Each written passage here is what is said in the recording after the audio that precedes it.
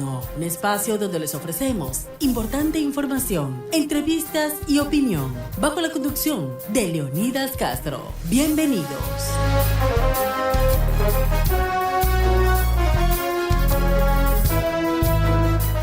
Buenas noches, ¿cómo están? Bienvenidos, soy Leonidas Castro, gracias por estar aquí en un programa más de Diálogo Nocturno. Por supuesto, quiero agradecerles a todos ustedes por estar en esta jornada aquí, cerrando este viernes, el último viernes de diciembre del 2025, el último viernes del año.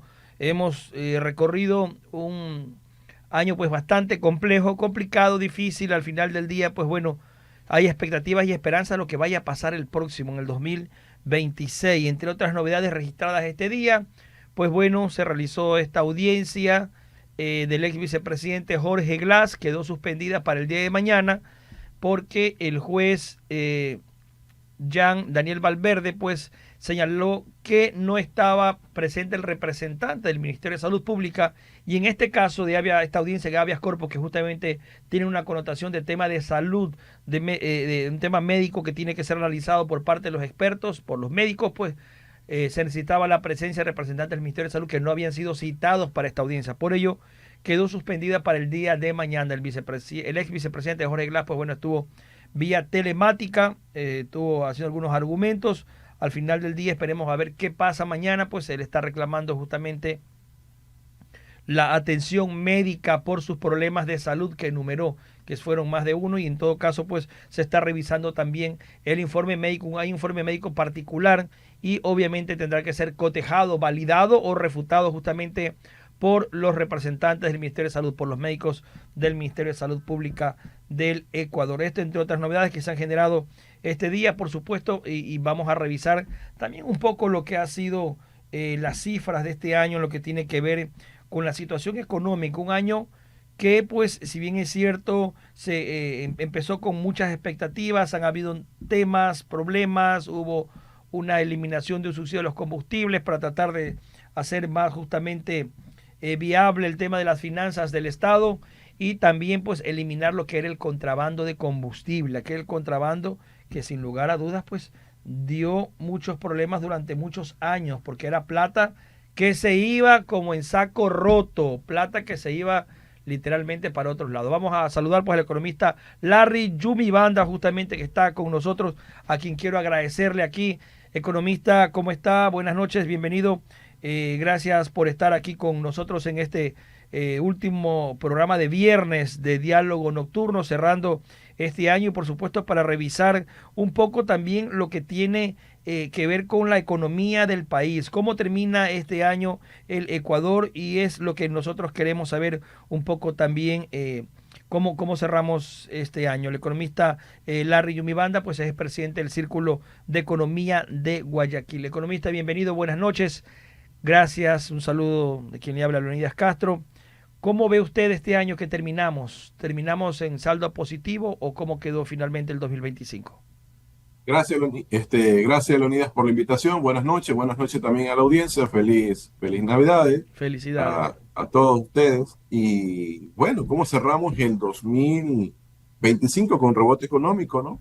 3.8%. Yo creo que esa cifra va a haber alguna pequeña variación, pero hasta el 4% de acuerdo a nuestras proyecciones. Eso es, en teoría, una recuperación con respecto al 2024, pero va a ser de carácter temporal, porque ya a partir del 2026 el crecimiento económico sería de 1.8%, en donde se vencería prácticamente un proceso de desaceleración, ¿no?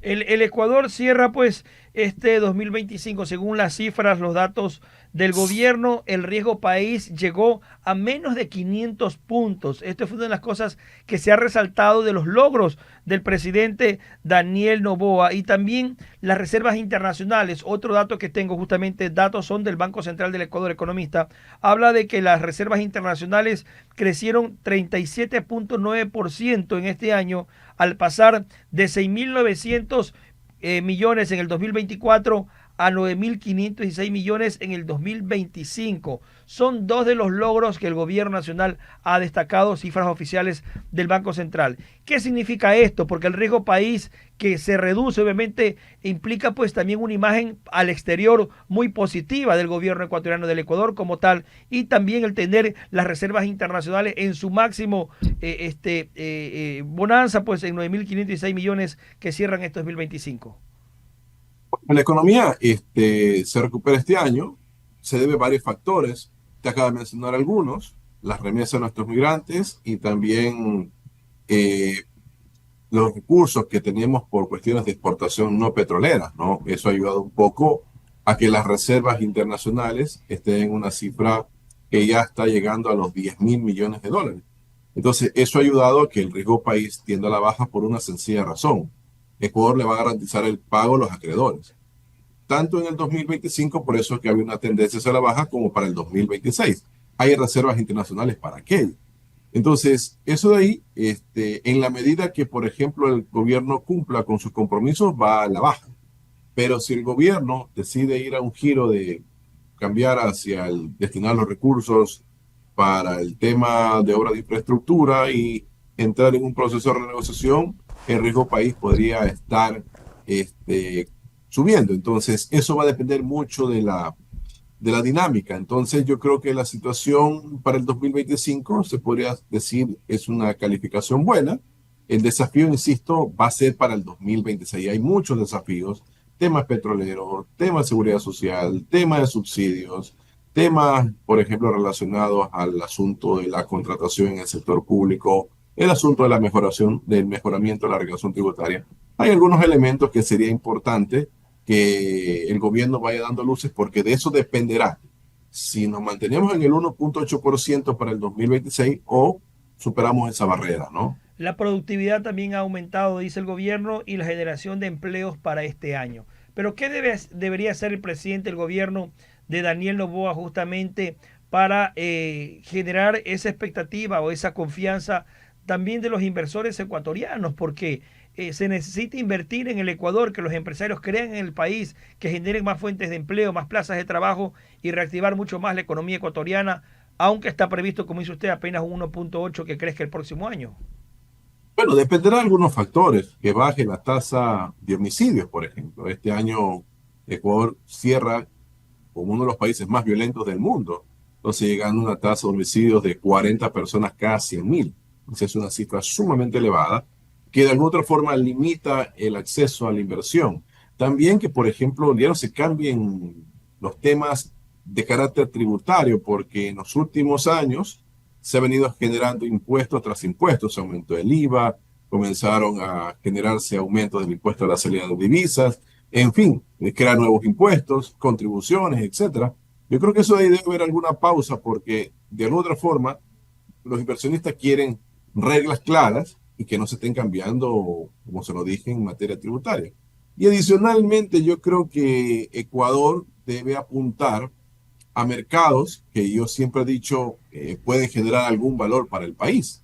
Ya acabo de mencionar el tema de los acuerdos comerciales, ¿no? Yo creo que poner el acuerdo comercial con Corea del Sur va a ser importante, y yo creo que en esa línea, para aumentar la inversión extranjera directa, hay que seguir buscando acuerdos comerciales, por ejemplo, con los países de África, o por qué no llegar a un acuerdo comercial para los países de la ASEAN, que en este caso son los países del sudeste asiático, Tailandia, Vietnam, Malasia, Indonesia, etcétera.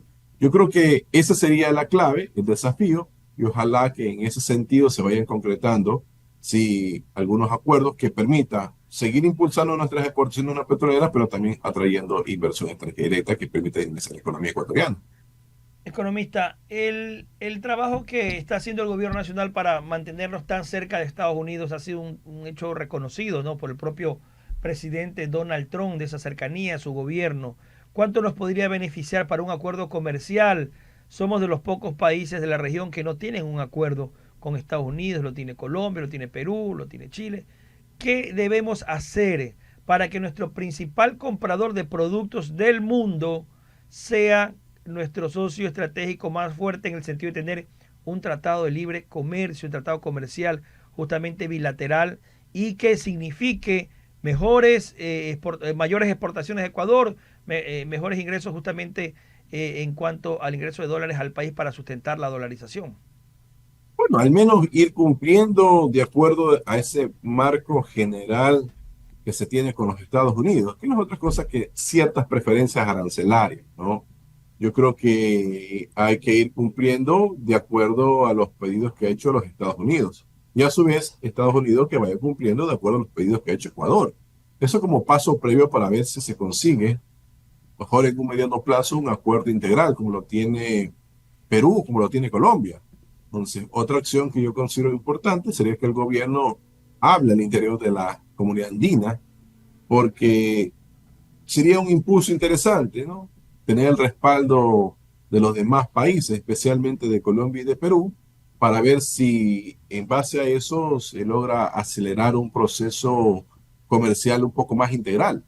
Pero ya dependerá de lo que haga la canciller. Yo creo que la canciller juega un papel importante aquí, pero insisto, hasta eso hay que seguir buscando nuevos mercados, que hasta la fecha yo creo que la política en materia de buscar acuerdos comerciales ha sido tan efectiva que hoy en día tenemos un saldo de la balanza comercial interesante, ¿no? Cerramos el 2025 con un saldo de la balanza comercial favorable, estamos hablando de 5.000 millones de dólares y eso es muy importante para el país. Esa balanza comercial obviamente que está favoreciendo al país es importante y también es importante, economista, que el gobierno nacional siga un poco cumpliendo esos objetivos que ha planteado el Fondo Monetario Internacional para seguir la línea de la austeridad, de justamente recortar ese gasto público que tiene que ver mucho con el sector estatal, con esa burocracia que también se ha podido reducir y me parece que se ha planteado al menos unos 50, 60 mil puestos de trabajo, suprimir de la burocracia. ¿Es posible eso, concretarlo en estos siguientes 3 años y más de gobierno que le queda al presidente Daniel Noboa? ¿Es posible alcanzar esa reducción del Estado que tanto se habla, que en todas las campañas se plantea, la reducción del tamaño obeso que tiene el Estado ecuatoriano? Me preocupa cómo han crecido los presupuestos en los últimos años. Hasta hace poco estábamos hablando de un presupuesto de 32.000, 33.000 millones. Ahora estamos hablando de un presupuesto de 47.000 millones de dólares. Entonces, eso asusta, eso genera de alguna otra forma pánico económico. Sí, porque las necesidades de financiamiento ya estarían llegando casi a los 18.000 millones de dólares. Y lo que hay que pagar este año es fuerte. Entonces, está bien entrar en una línea de una revisión institucional, como plantea el Fondo Monetario Internacional, por ejemplo, las auditorías para las empresas petroleras, especialmente con Petroecuador, o buscar la transparencia del seguro social para que se diversifiquen las inversiones y sea un ente que realmente sirva al país. Y adicionalmente, todo lo que ha planteado el FMI, yo creo que sí coincidimos en algunas cuestiones, pero el tema es que en materia presupuestaria, vemos las cifras que se han planteado. Entonces, sí se podrán hacer ciertos ajustes en materia de subsidios, en materia de seguridad social, en materia de masa salarial, pero el tema de la deuda también debe ser tratado con la misma eh, agilidad, si lo queremos ver de esa manera, porque destinar solo para el servicio de la deuda, que es capital e intereses, para el 2026, estaríamos hablando de aproximadamente 12.000 millones de dólares. Entonces, es una cifra muy alta y no es sostenible porque ya a partir del 2027 estaríamos hablando de 13.000 millones de dólares y la cifra va en esa línea. Entonces, veo las cifras de deuda y me refiero a la deuda agregada de todo el sector público más otros pasivos. Para el 2026 se proyectaría más o menos en 100.000 millones de dólares. O sea, es una cifra muy, muy, muy grande, es complicado, pero el gobierno tendrá que hacer esfuerzo. Yo creo que en ese sentido el plantear la renegociación es tan válido que el gobierno le va a beneficiar porque buscaría de alguna otra forma concentrarse hacia lo importante. Lo importante es el crecimiento económico. Entonces, temas de disminución de tasa de interés, temas de revisión de ciertos impuestos y de revisión de cierto gasto tributario va a ser efectivo, pero insisto, ya dependerá del equipo de gobierno de buscar las soluciones y que se concreten los resultados.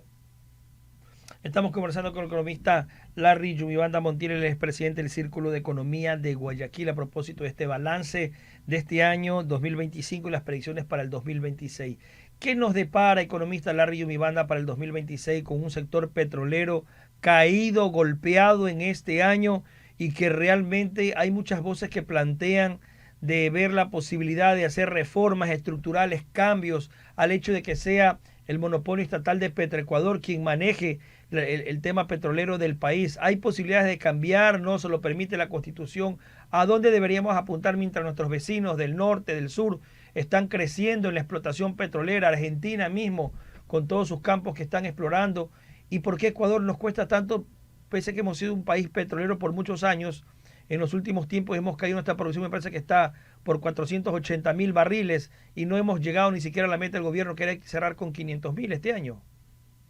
Sí, la cifra a octubre del 2025 estaríamos hablando de 472.000 barriles diarios, de los cuales el 80% son producidos por el Petroecuador, que hoy no tiene un crecimiento ligero con respecto a septiembre del 2025, pero sigue siendo insuficiente.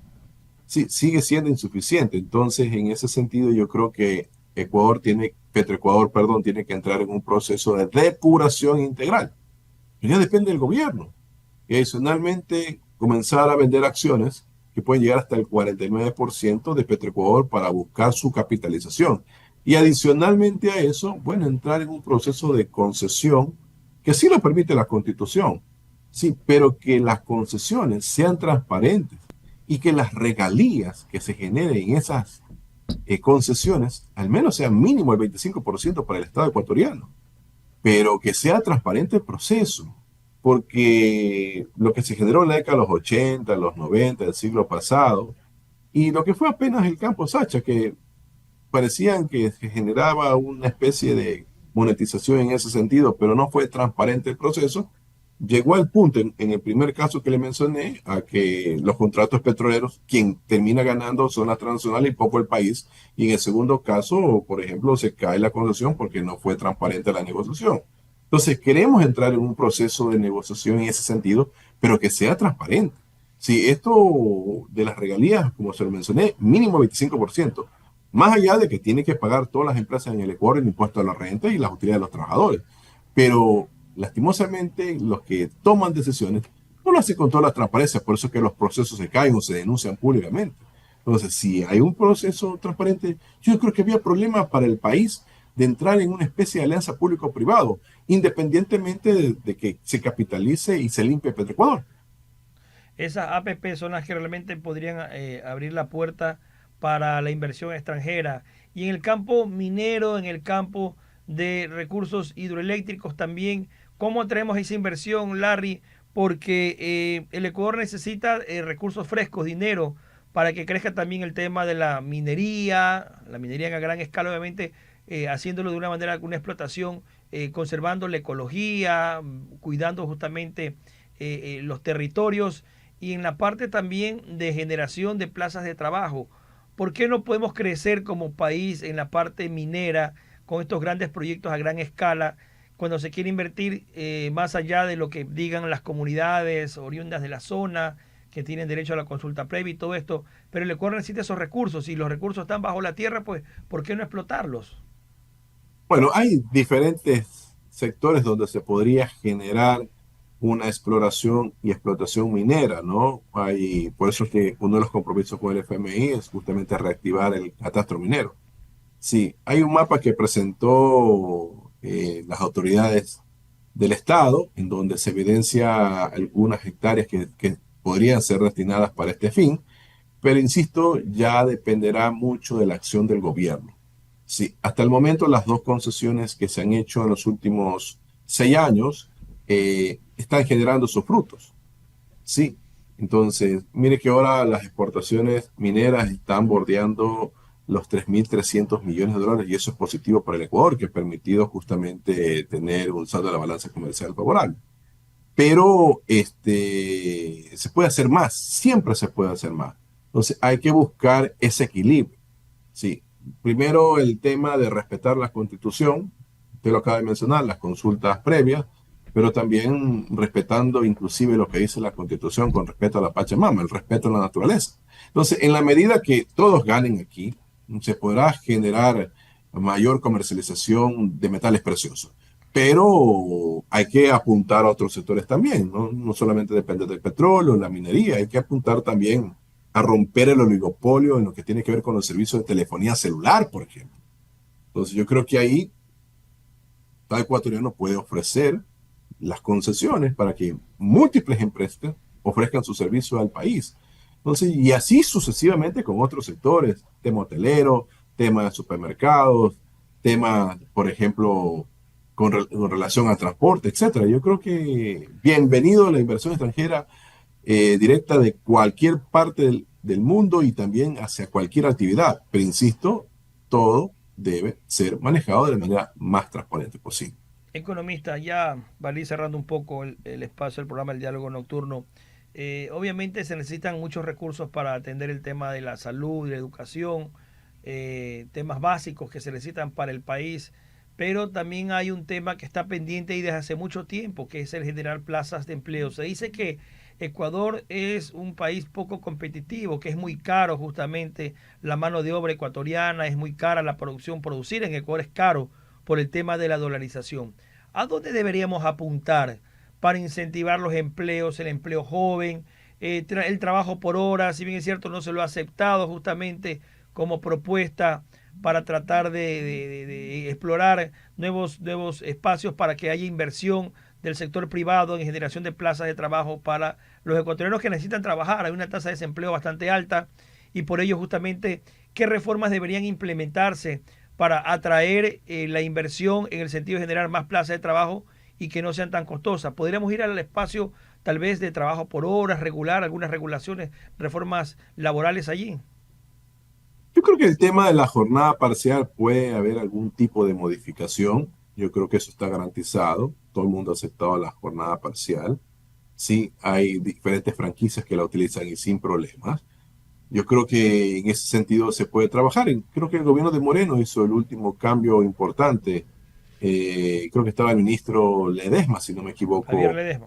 Sí, hizo un ajuste a la jornada parcial. Lo pueden utilizar. Hay diferentes también tipos de contratos que van en esa línea. Lo que la gente no quiere, y eso lo ha expresado, tanto en referéndum ya hace algunos meses atrás, en donde ganó el 70% con un pronunciamiento en contra del trabajo por horas, y hace poco también con el referéndum para el planteamiento de una nueva Asamblea Constituyente que redacte una constitución donde se planteaba justamente el tema del contrato por hora, y también fue negado. Entonces yo creo que seguir insistiendo sobre lo mismo no creo que sea la medida más saludable desde un punto de vista democrático.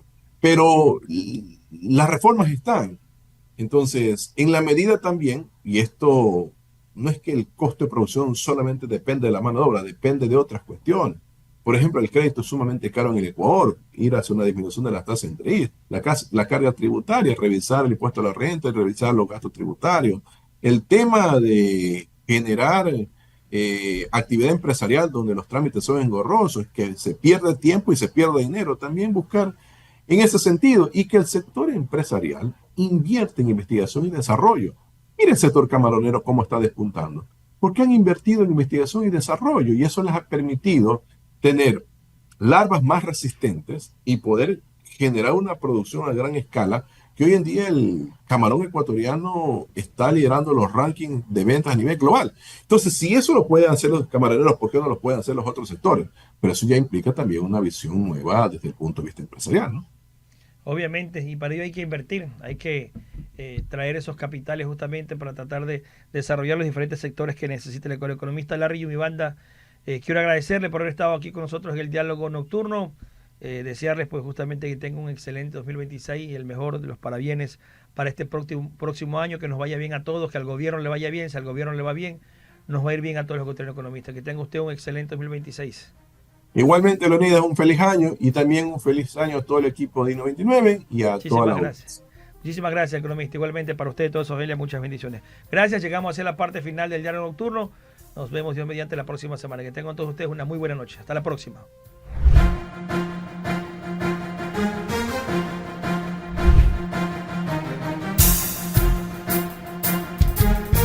I-99 presentó Diálogo Nocturno. Hasta la próxima.